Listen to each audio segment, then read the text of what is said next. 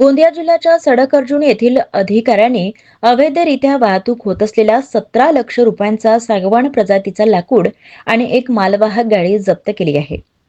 सडक अर्जुनी वनपरिक्षेत्र अधिकाऱ्याला मिळालेल्या गुप्त माहितीच्या आधारे वनपरिक्षेत्र अधिकारी मिथुन तरोणे हे रात्री गस्तीवर असताना शेंडा परिसरातून एका मालवाहतूक गाडी बिना परवाना सागवान वृक्षाची वाहतूक करताना फुटाळा गावाजवळ गस्तीवर असताना संसारित्या एक मालवाहक आढळून आल्याने वाहनांची तपासणी केली असता त्या वाहनामध्ये विनापरवाना सागवान वृक्षाची वाहतूक करताना आढळून आले असता जप्त करण्यात आले आहे. आम्हाला गुप्त माहिती होती की आमच्या सडक वन क्षेत्रामध्ये काही वाहनं जंगलातील तोड करून सागवान मौल्यवान सागवान झाडांची तस्करी करून बाहेर नागपूरला नेत असल्याची माहिती आम्हाला मिळाली.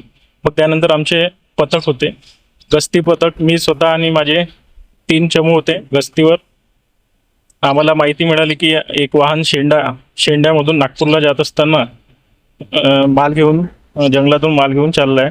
तर आम्ही त्या वाहनाचा पाठलाग केला आणि तो पाठलाग करून वाहन फुटाळ्याला आम्ही वाहन पकडलं. वाहन आम्ही सडक आपल्या कार्यालयामध्ये आणलं, इथं चेक केलं रात्रीला 3 वाजता. तर आम्हाला त्याच्यामध्ये सागवान मौल्यवान वृक्ष आढळले. त्यानुसार आम्ही आता आमची भारतीय वन अधिनियम 1927 नुसार कारवाई केली आहे आणि पुढील चौकशी सुरू आहे. त्यामध्ये किती आरोपी मिळाले? यामध्ये सध्या 3 आरोपी मिळाले आहे. आणखी एक आरोपी फरार आहे आणि आणखी 5 ते 6 आरोपी ज्यांची आम्हाला नावे माहीत नाही ते पण मिळण्याची शक्यता आहे. किती लाख रुपयाचा मुद्देमाल लागतो? यामध्ये अंदाजे गाडीसह 13 लाखाचा मुद्देमाल जप्त करण्यात आला आहे. हा माल एका बंद गाडीमधून वाहतूक होता, कसा माहिती मिळेल तुम्हाला? आम्ही गस्तीवर होतो आणि ही गाडी जंगलाच्या दिशेने जंगलाकडून निघाली तेव्हा आम्हाला डाऊट आला की ह्या गाडीमध्ये माल असू शकतो. तर आम्ही गाडीचा पाठलाग केला आणि त्यांना विचारला, तर त्यांनी संशयास्पद उत्तर दिली. मग आम्हाला समजलं की हे त्या गाडीमध्ये काहीतरी आहे. मग आम्ही ही गाडी इथं कार्यालयात घेऊन आलो आणि तपासणी केली असता यामध्ये मुद्देमाल मिळून आला.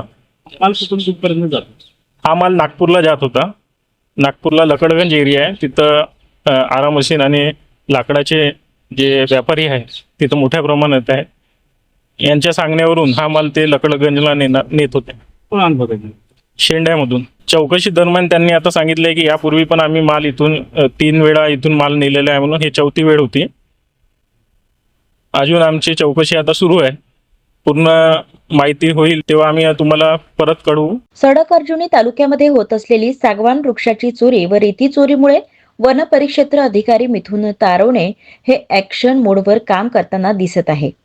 सध्या तालुक्यामध्ये सागवान चोरीच्या मोठ्या प्रमाणात व्यवसाय सुरू असल्यामुळे वनपरिक्षेत्र अधिकारी रात्रीला कोणत्याही अधिकाऱ्याला न सांगता गोपनीयरित्या स्तरावर गस्तीवर असतात. मिथुन तरोणे वनपरिक्षेत्र कार्यालयात सडक अर्जुनीचा पदभार सांभाळल्यापासून सागवान चोर, ठेकेदार तसेच रेती तस्करांचे धाबे दणाणले आहेत.